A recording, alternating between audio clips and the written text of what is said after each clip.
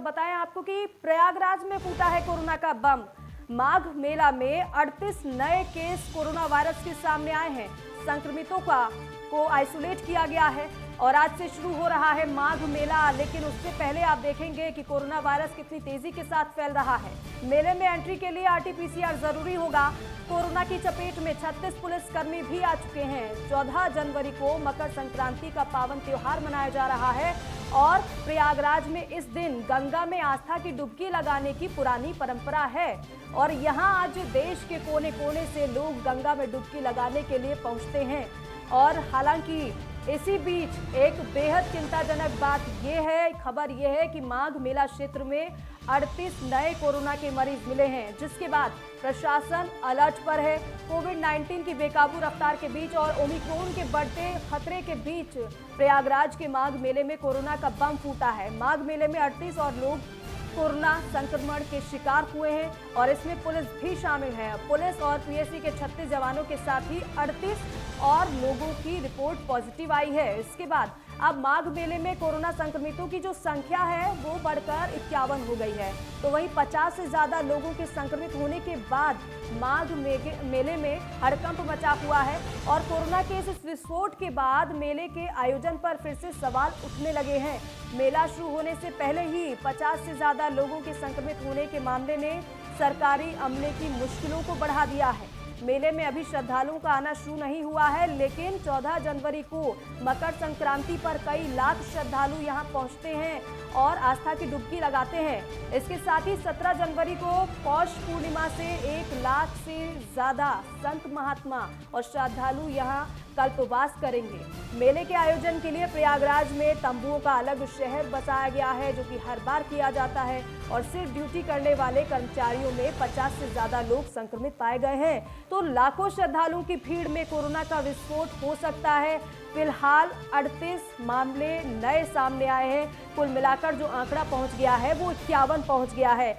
अब क्योंकि माघ मेले का आयोजन वहां पर हो रहा है, बड़ी संख्या में श्रद्धालु पहुंचते हैं आस्था की डुबकी लगाने के लिए मकर संक्रांति के दिन।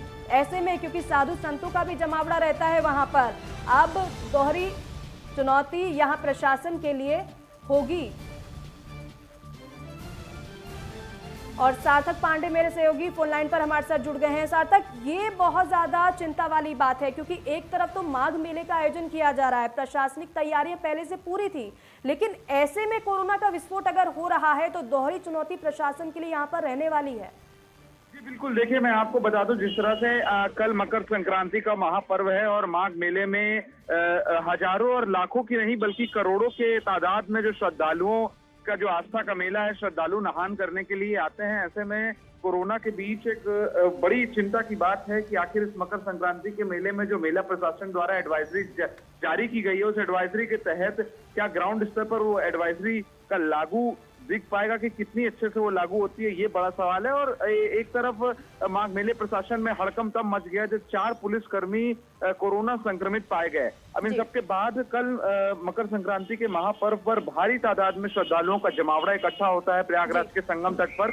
और बहुत बड़ी चिंता की बात यह है कि आखिर कोरोना के ओमिक्रॉन के खतरे के बीच ये जमावड़ा इकट्ठा होगा, क्या इससे कोरोना फैलेगा। लेकिन अगर बात करें आस्था के मेले माघ मेले की, तो उसमें जो श्रद्धालु आ रहे हैं, श्रद्धालुओं का कहना है कि हमें कोरोना से डर नहीं लगता। तो बड़ा सवाल ये है कि आखिर क्या श्रद्धालुओं को डर जो नहीं लगता है, इसको लेकर जो एडवाइजरी जो जारी की गई है मेला प्रशासन की ओर से, ये एडवाइजरी जमीनी तौर पर कितनी लागू होती दिखाई देगी। मैं चाहूंगी जरा आप दर्शकों को बताइएगा कि क्या खास एडवाइजरी जारी की गई है, क्योंकि एक तरफ तो कोरोना को लेकर गाइडलाइन पहले से ही जारी है, लेकिन माघ मेले को लेकर क्या एडवाइजरी रहेगी? जी मैं आपको बता दूं कि माघ मेले को लेकर जो मेला प्रशासन की ओर से एडवाइजरी जारी की गई है, इस एडवाइजरी के तहत अगर कोई भी व्यक्ति को मेले में आना है तो उसको अपनी दोनों वैक्सीनेशन का डोज करा के आना है। 60 वर्ष के ऊपर के जो भी व्यक्ति हैं उनको अपना बूस्टर डोज लगवा के ही मेले में आना है। एक जगह पर 10 लोगों से ज्यादा लोग इकट्ठा नहीं हो सकते, यानी वो भी 10 लोग सोशल डिस्टेंसिंग का पालन करते हुए एक जगह पर रह सकते हैं। और कुछ कोरोना संक्रमित मामले जो अभी बीते दिनों में सामने आए पुलिस कर्मियों के बीच, उसमें भी अब लगातार एक नई एडवाइजरी घोषित की गई कि हर पुलिसकर्मी की कोरोना की जांच भी होगी और साथ ही साथ उनका वैक्सीनेशन होगा जिनका वैक्सीनेशन नहीं हुआ है। जी ठीक है सार्थक, बहुत शुक्रिया जानकारी के लिए।